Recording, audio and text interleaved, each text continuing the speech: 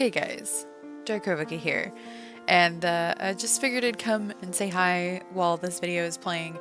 This was a map I worked on while trying to figure out some more advanced techniques, so I started watching some of the YouTube tutorials for Inkarnate, and this is a mess.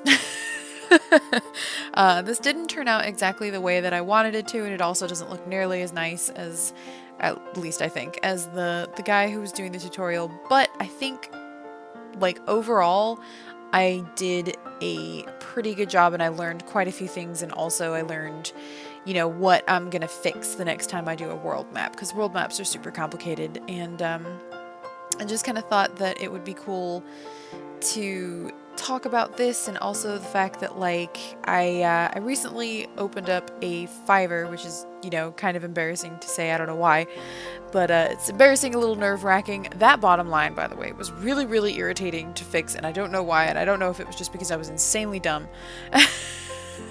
But you can see how that didn't really quite work. But anyways, I wanted to, oh yeah, so I opened up Fiverr for making fantasy maps like this, just as something to do on the side, because I've always done something, you know, creative with my time, and growing up my mom was always teaching me, you know, always have something that you're doing to just for yourself, but also to, you know, earn your own money and stuff like that. So it's just kind of like hardwired into me to take my skills and do. Some of my friends are always like, Monica, it's fine, we don't need to turn things into like monetized projects, because I'm always like, oh, you know, you could do.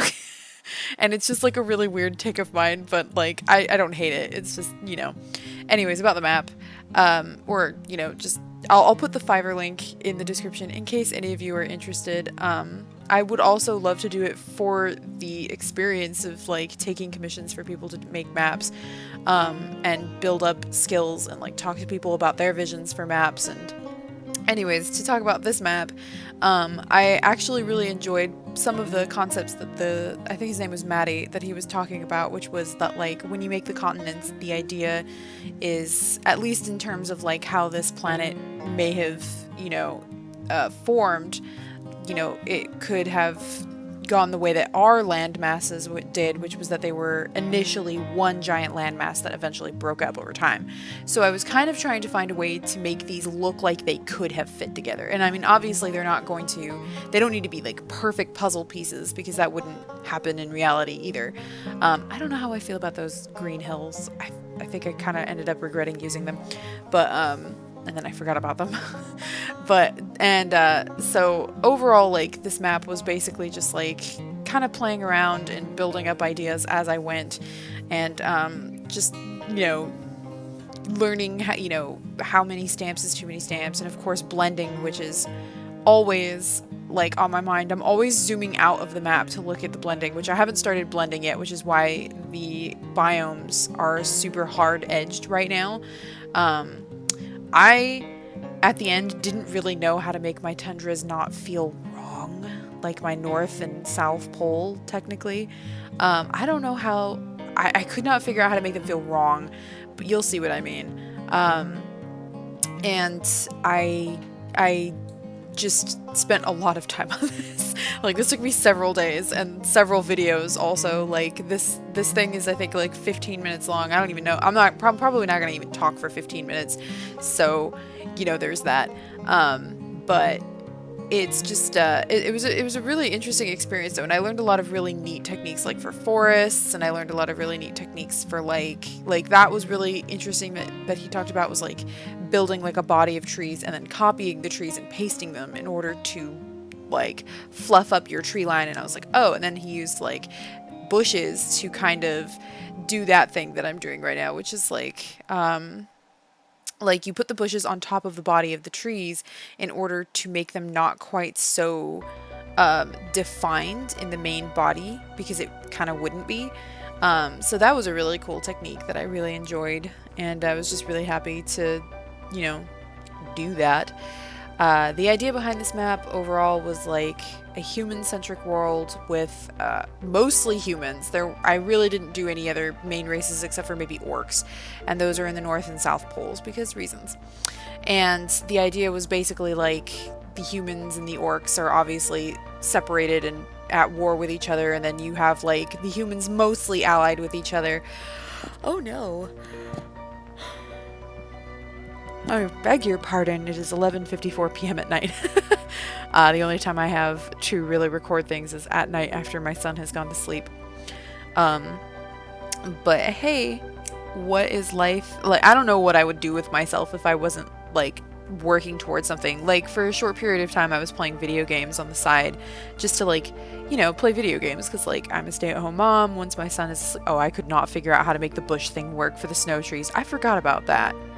I did not pay attention if he did it to the snow trees, and then I just forgot to see if he ever did anything with the snow trees, and so my snow trees didn't have the same effect. I just realized that watching this. Anyways, yeah, I was playing video games on the side, but after a while, like, I get depressed just doing nothing. Also, this is the beginning of blending. I swear it will all come together, and I think I changed my mind on that paler brown, but anyways. I get really depressed if I'm not working towards something, whether it be writing a book or making a game, even though I've never released anything, which is really funny to say out loud. Even though I've never released anything, I'm happiest when I'm working towards something. I'm even happier when I'm working towards something without an ultimate goal. Like, some of my favorite things that I've done in RPG Maker will never see the light of day. They were literally just me going, I wonder if I could do this in RPG Maker, sitting down, setting it up, and then doing it, and then going, neat, and then like putting the project to the side. And I've done the same thing in Tyranno Builder, and I've done the same thing in like so many different types of engines that I've fiddled around with, and it's just sort of something that I enjoy doing, which might sound really bizarre because you would think that me, who just admitted that I have like a very monetary centric brain, just because that's just how my mom always talked to me. But no, sometimes I just really like making things.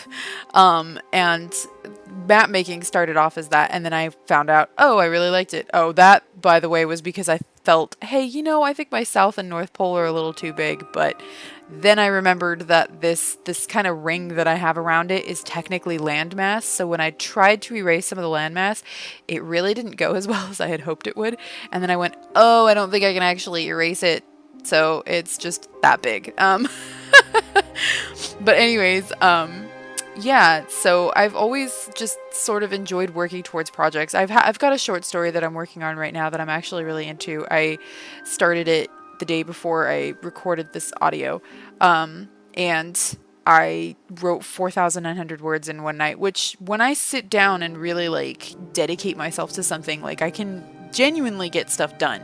It's just that I have the attention span of a pea. Also, I was really into these little tiny houses that I put right here, and I ended up just doing something real doofy with them later that I didn't notice, and then I don't even know when I did it, and so I ended up deleting them, and then I forgot that I deleted them, and so they never got put back in, but c'est la vie. Anyways, so there's my orc. You know, they have like watchtowers because of course they would, and maybe not as many watchtowers as they could, but the idea behind this map is that it's kind of a point of interest map, which I learned from Maddie, so, you know, making it sound like I'm really intelligent, but it's a new thing that I picked up.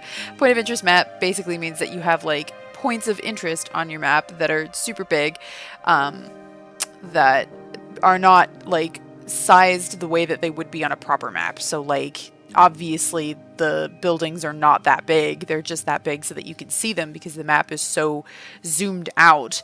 The idea is you want to make these symbols big, but they're not true to size. That's what I wanted, true to size. So they're not true to size, which is fine, but you know, that was kind of what I was going for. And then also it looks silly, but I really liked that, putting the spider on top of the ditch or the creepy hole in the ground.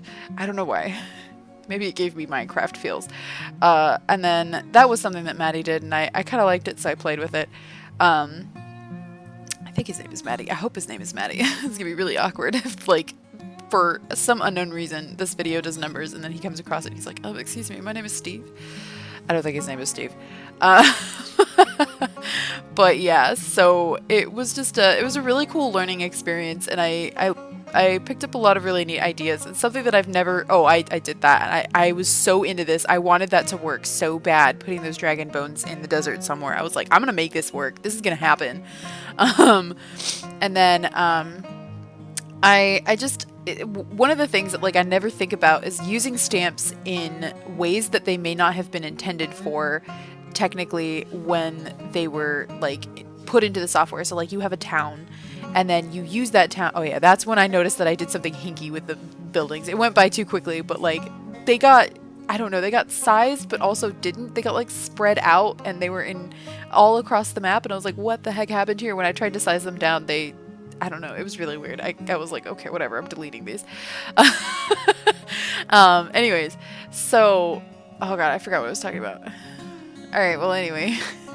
Oh yeah, so using stamps in ways that, like, they weren't necessarily designed for, like, also I couldn't get that to work, but ways that they weren't really designed for, which might be like using them on top of each other to make something completely different, like a whole other type of castle, but using bits and pieces of other stamps and layering them in such a way that they, you know, create something new. And so this was like a project that really made me start thinking about things in that vein. Also, I really liked this. Maybe it's a bit too much, I don't know, but I really liked this. Like, I was so into this. I think the bones look better on the red, but then I also really liked adding that sand texture on top of the red.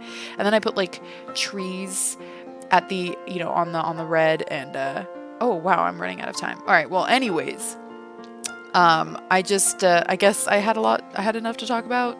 I shouldn't have doubted myself. But yeah, so this was this map, and I'm genuinely really happy with how it turned out. Like, honestly, it was a really cool learning experience, and I think even though it's a little extra, I think it turned out really cool, and I'm just really happy with it, and I really enjoy making maps. Like, it just makes me happy in general. So I don't know, let me know what you guys are doing and how you guys are feeling and what's on your minds, and I hope you guys are doing really well. Bye.